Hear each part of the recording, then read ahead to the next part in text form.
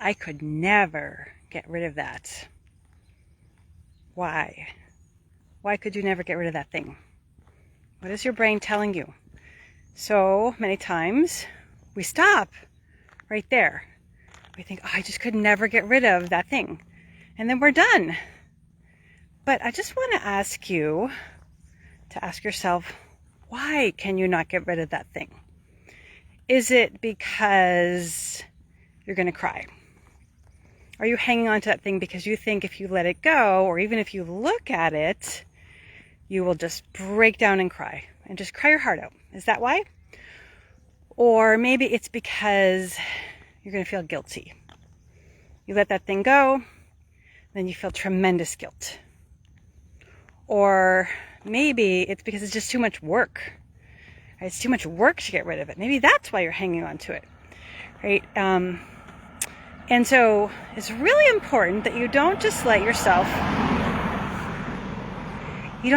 off the hook, right? But you ask why. And then you ask yourself, well, is that so bad? Right? If you're hanging on to something because you don't want to cry, well, are you crying anyways? Probably, right? You're probably crying anyways, even though you are still hanging on to it. And maybe a good cry is just what you need. Or maybe you're hanging on to something because it is too much work to get rid of it. You're like, oh, I'll worry about it later, right? That's your reason. Well, it's probably a lot of work. You're thinking about that thing. You're stepping around that thing. You're annoyed at that thing. You're having to find a place to put that thing or not put it. Maybe it's even costing you money in a storage unit, right?